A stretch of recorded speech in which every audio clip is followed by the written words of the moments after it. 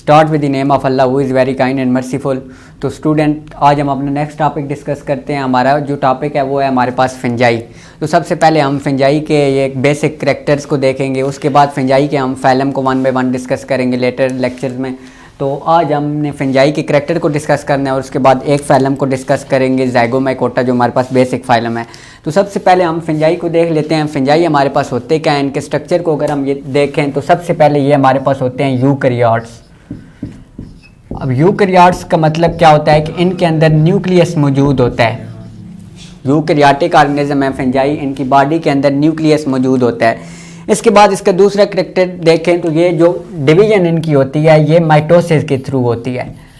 मतलब जो chromosomal number है वो इनके दरमियान सेम रहता है। ये स्मॉलेस्ट ऑर्गेनिज्म है, ठीक है। इनके दरमियान जो डिवीजन होगी वो माइटोसिस के जरिए होगी।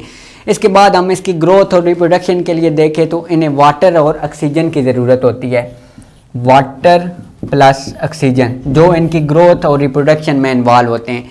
इसके बाद इनका अगर हम लास्ट करैक्टर देखें कि ये स्टोरेज के लिए कौन सी चीज़ इन्वॉल्व करते हैं, तो स्टोरेज के लिए ये ग्लाइकोजन और लिपिड की फॉर्म में ये चीज़ों को स्टोर करते हैं। ग्लाइकोजन एंड लिपिड जो इनके पास स्टोरेज आर्गन होते हैं या स्टोरेज प्रोडक्ट्स होती हैं वो इनके पास ग्लाइकोजन और लिपिड की फॉर्म में होती हैं। इसके बाद अगर हम इनका मोड ऑफ न्यूट्रिशन देखें तो ये 3 किस्म के हो सकते हैं। ये सबसे पहले हमारे पास सेप्रोफाइटिक होते हैं। सेप्रोफाइटिक, अब सेप्रोफाइटिक हमारे पास वो ऑर्गेनिज्म होते हैं जो अपनी food and nutrition dead organism से हासिल करते हैं। तो फंजाई हमारे पास ऐसे ऑर्गेनिज्म हैं जो डेड ऑर्गेनिज्म से वाटर न्यूट्रिएंट्स ऑब्टेन करते हैं। तो सेप्रोफाइटिक हमारे पास ऑर्गेनिज्म बहुत ज़्यादा ज़रूरी है, क्योंकि अगर हमारे पास डेड ऑर्गेनिज्म रिमेन रहें तो जो हमारी ये वर्ल्ड है इसको बहुत ज़्यादा डिजीज़ का हो सकती हैं। तो इस वजह से जो सेप्रोफाइटिक जो फंजाई की नेचर है ये हमारे लिए या वर्ल्ड के लिए बहुत ज़्यादा ज़रूरी है। इसके बाद इसकी हम दूसरी नेचर को देखें तो ये हमारे पास सिम्बियोटिक होते हैं। अब सिम्बियोटिक एसोसिएशन हमारे पास ऐसी एसोसिएशन होती है कि ये दूसरे ऑर्गेनिज्म के साथ एसोसिएशन बना के दोनों फ़ायदा हासिल करते हैं। जैसे अगर हम एग्जांपल देखें तो एग्जांपल है हमारे पास लाइकन की, इसमें एल्गी और फंजाई दोनों मिल के काम करते हैं। अगर एल्गी उनको खुराक प्रोवाइड कर रहे हैं तो वो जो फंजाई हैं वो न्यूट्रिशन का काम करेंगे या प्रोडक्ट को जो है वो अब्जार्ब का काम करेंगे, तो वो फंजाई का काम होगा। इसके बाद इनकी तीसरी नेचर भी होती है, उसको हम नाम देते हैं पैरासाइटिक नेचर। पैरासाइटिक, ये पैरासाइट्स के थ्रू भी फूड को ऑब्टेन करते हैं दूसरे ऑर्गेनिज्म पे रह के। अब ये जिस ऑर्गेनिज्म पे ग्रो करते हैं उसे हम होस्ट का नाम देते हैं। अब पैरासाइट भी हमारे पास 2 डिफरेंट काइंड के हो सकते हैं, या एंडोपैरासाइट होंगे या एक्सोपैरासाइट। एंडोपैरासाइट वो पैरासाइट होंगे जो होस्ट की बॉडी के अंदर पेनिट्रेट कर जाएंगे और अंदर से खुराक लेंगे, और दूसरे हमारे पास एक्सोपैरासाइट वो वाले पैरासाइट होते हैं जो बाहर रहते हैं, सरफेस पे दूसरे ऑर्गेनिज्म की सरफेस पे रह के खुराक ऑब्टेन करते हैं। और जो पैरासाइट होते हैं ये होस्ट के अंदर डिजीजेज काज करते हैं। अब सिम्बियोटिक एसोसिएशन में डिजीज काज नहीं होती, दोनों ऑर्गेनिज्म प्रॉफिट में रहेंगे, दोनों को कोई ना कोई फायदा होगा। लेकिन पैरासाइटिक में हमारे पास जो एक ऑर्गेनिज्म है वो प्रॉफिट में रहेगा, लेकिन दूसरा जो होस्ट ऑर्गेनिज्म है उससे नुकसान होगा, उसकी बॉडी के अंदर डिफरेंट किस्म की डिजीजेज काज होंगी। इसके बाद फंजाई के हमारे पास डिफरेंट किस्म के आगे कैटेगराइज किया गया, डिफरेंट किस्म के फाइलम हैं। तो फंजाई को 5 फाइलम में कैटेगराइज किया गया है। हमारे पास फंजाई की टोटल फाइलम की अगर हम बात करें तो 5 फाइलम है। 5 फाइलम में हमारे पास टेट्रिडियोमाइकोटा है, ज़ाइगोमाइकोटा है, एस्कोमाइकोटा, बेसिडियोमाइकोटा और डिट्रियोमाइकोटा। ये 5 फैलम हैं। इसमें से आज जो हम डिस्कस करेंगे वो हमारे पास बहुत बेसिक जो है वो हम डिस्कस करेंगे, जो हमारे पास है ज़ाइगोमाइकोटा। जो आज हमने डिस्कस करना है वो हमारे पास फाइलम है ज़ाइगोमाइकोटा। ज़ाइगोमाइकोटा हमारे पास ऐसा फाइलम है कि इसके अंदर 2 किस्म के जो ऑर्डर हैं वो हम स्टडी करेंगे। एक म्यूकर ऑर्डर और एक दूसरा राइजोपस या रेजाइड्स वाला ऑर्डर हम स्टडी करेंगे। तो इसकी हम क्लासिफिकेशन को हम एक एग्जांपल ले लेते हैं इसकी। म्यूकर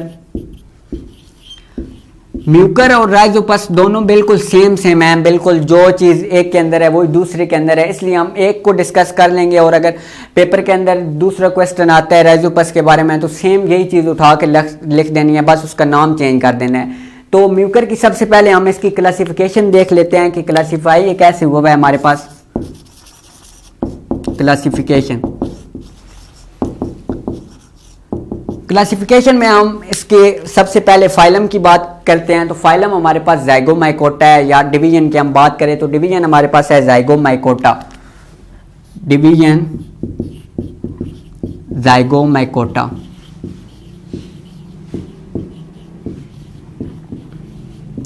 डिवीजन के बाद जो दूसरी हमारे पास चीज़ आ जाती है वो हमारे पास चीज़ आ जाती है क्लास, और क्लास इसकी होगी ज़ाइगोमाइसीड्स, क्लास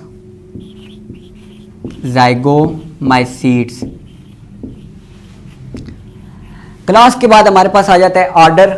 ऑर्डर की अगर हम बात करें तो अब ऑर्डर इसके नाम से ड्राइव किया गया है, ये म्यूकर है, तो ऑर्डर जो हमारे पास होगा वो होगा म्यूकोरेल्स, म्यूकोरेल्स। इसी तरह इसकी फैमिली की बात करें तो फैमिली जो है वो हमारे पास होगी म्यूकोराइसी, म्यूकोराइसी। इस तरह लास्ट में हमारे पास क्लासिफिकेशन में आ जाता है जीनस, तो जीनस में हमारे पास आ जाएगा म्यूकर, और नीचे हमारे पास आता है स्पीशीज। स्पीशीज में हमारे पास जो भी स्पीशीज हम इन दोनों की, म्यूकर की या राइजोपस की, जो भी स्पीशीज हम डिस्कस कर रहे होंगे हम उसका नाम लिख देंगे। ये हमारे पास सिंपल इसकी क्लासिफिकेशन है। डिवीजन ज़ाइगोमाइकोटा है, क्लास ज़ाइगोमाइसीड्स है, ऑर्डर म्यूकोरेल्स है, फैमिली म्यूकोराइसी और जीनस म्यूकर। बिल्कुल ईजी है क्योंकि इसको डिवीजन इसकी ज़ाइगोमाइकोटा है, इस वजह से क्लास भी डिवीजन के रिलेटेड होगी, और उसके नीचे जो ऑर्डर फैमिली जीनस है वो तीनों इसके नाम से ड्राइव किए हुए हैं, ये ऐसे ऐसे होंगे। इसके बाद हम इसके अक्रेंस या बेसिक करैक्टर देख लें तो ये बहुत ज़्यादा कॉमन फंजाई है। इसकी हम अगर अक्रेंस की बात करें, अक्रेंस, तो ये हमारे पास बहुत ज़्यादा कॉमन फंजाई है। तकरीबन नॉर्मल ज़िंदगी में हम इसे मोस्टली देखते रहते हैं, तकरीबन तमाम स्टूडेंट्स आपने भी सबने देखा होगा। तो ये हमारे पास, अगर हम इसकी पहले नेचर की बात कर लेते हैं तो ये हमारे पास होता है हेट्रोट्रॉफिक। हेट्रोट्रॉफिक अब क्या मतलब है कि ये दूसरे ऑर्गेनिज्म पे डिपेंड करता है अपनी फूड वगैरह ऑब्टेन करने के लिए। इसके पास अपना क्लोरोफिल नहीं होगा कि ये सन के ज़रिए अपनी खुराक प्रिपेयर कर ले, तो ये हेट्रोट्रॉफिक नेचर का होता है। इसके बाद हम देखें कि ये पाया किधर किधर जाता है, किधर किधर हम इसे ऑब्टेन करते हैं डेली लाइफ में। डेली लाइफ में हमारे पास अगर हम ब्रेड को देख लें, ब्रेड, इसके अलावा जैम, जेलीज, जेलीज के अलावा हम पिकल देख लें, तो ये हमारे पास सारी चीज़ें हैं जिन पे ये ऑब्टेन होता है। मोस्टली वाइट कलर का, वाइटिश, अगर इसकी हम नेचर देखें तो इसकी जो नेचर होती है वो वाइटिश कॉटनी होती है, वाइटिश कॉटनी, कि एक वाइट कलर की होगी और दूसरी जो इसकी नेचर होगी वो कॉटन टाइप होगी, बहुत ज़्यादा इस कॉटन की तरह होगी। तो ये हमारे पास ब्रेड, जैम, जेलीज और पिकल ये चीज़ें हैं, इन पे मोस्टली ऑब्टेन हो जाता है। इसे हम लेबॉर्ट्री में प्रिपेयर कर सकते हैं। अब लेबॉर्ट्री में प्रिपेयर हम इसे कैसे कर सकते हैं? लेबॉर्ट्री के अलावा हम इसे घर में भी प्रिपेयर कर सकते हैं। हमने प्रिपेयर करने के लिए सिंपल हमारे पास तरीका है कि हमने ब्रेड के एक पीस लेना है, या एक पूरी स्लाइस ब्रेड की ले लें, तो उसको हमने मॉइस्ट प्लेस पे 2 या 3 दिन के लिए रख देना है। तो उसके ऊपर नेचुरली तौर पर एक वाइट कलर की फफूंदी जिसे हम कहते हैं वो उसके ऊपर अपीयर हो जाएगी। उसे ही हम असल में नाम देते हैं म्यूकर का। वो वाइट कलर की वो बाद में हमारे पास चेंज होके ब्लैक कलर में या ब्लैक मोल्ड्स बना देती है। फंजाई का दूसरा नाम मोल्ड्स भी है, तो उसे ब्लैक मोल्ड्स का भी नाम दिया जाता है। तो ये थी हमारे पास इसकी अक्रेंस की अगर हम बात करें। इसके बाद हम अगर इसकी मॉर्फोलॉजी की बात करें, मॉर्फोलॉजी कि इसका एक्सटर्नल स्ट्रक्चर कैसा होगा। अगर हम इसके एक्सटर्नल स्ट्रक्चर की बात करें तो एक्सटर्नल स्ट्रक्चर में हमारे पास इस तरह इसका, ये जो हमारे पास साथ हैं ये इन्हें नाम देते हैं हाइफी का, हाइफी। और इसके ऊपर हमारे पास इधर रिप्रोडक्टिव ऑर्गन डेवलप होंगे। ये ऊपर वाली साइड पे हो सकते हैं, नीचे वाली साइड पे हो सकते हैं, किसी साइड पे भी इस तरह ये हमारे पास रिप्रोडक्टिव ऑर्गन है।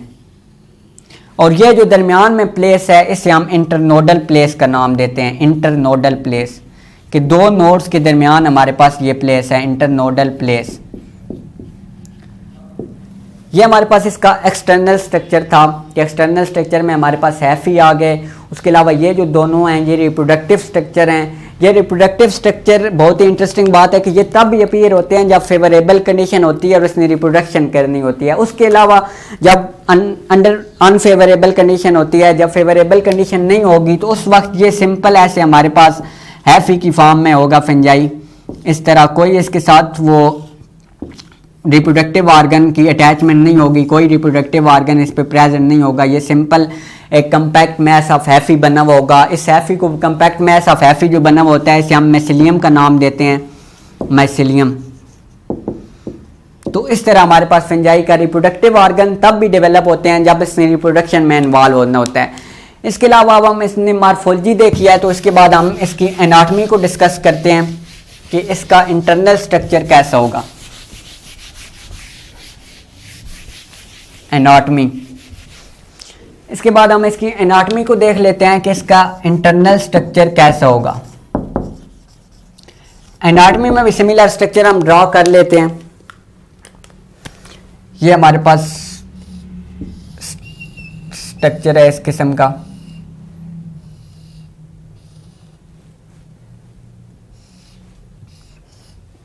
ये हमारे पास स्ट्रक्चर है एक्सपोज फंजाई का। तो इसके अंदर सबसे पहले तो ये पहले मैंने बात बताई थी कि ये यूकैरियोटिक्स होते हैं, मतलब इनके अंदर ट्रू न्यूक्लियस मौजूद होता है। तो ये हमारे पास ये जो इसके अंदर है ये मल्टी न्यूक्लिएटेड है, मल्टी न्यूक्लिएटेड के बहुत ज़्यादा इसके अंदर न्यूक्लियस मौजूद होते हैं, छोटे छोटे न्यूक्लियाई मौजूद होते हैं। इसके बाद हम बात करें तो इसके अंदर हमारे पास वैक्यूल प्रेजेंट होता है फॉर स्टोरेज, वैक्यूल। इसके अलावा हम बात करें तो इसके अंदर छोटे छोटे ऑयल ग्लैन्यूल्स प्रेजेंट होते हैं, ऑयल ग्लैन्यूल्स। ऑयल ग्लैन्यूल्स भी हमारे पास ऑयल की एक्सट्रैक्शन या इसके अलावा रिप्रोडक्शन वगैरह में डिफरेंट प्रोसेस में हमारे पास ये इन्वॉल्व होते हैं। इसके बाद हम इसकी ये इसका इंटरनल स्ट्रक्चर था कि एनाटॉमी इसकी ऐसे कैटेगराइज हुई है। इसके बाद हम देख लेते हैं कि इसकी रिप्रोडक्शन कैसे होती है, रिप्रोडक्शन के हमारे पास कौन कौन से प्रोसेस हैं। रिप्रोडक्शन, तो रिप्रोडक्शन इसमें 3 तरीके से होती है, वेजिटेटिव रिप्रोडक्शन, एसेक्सुअल रिप्रोडक्शन और सेक्सुअल रिप्रोडक्शन।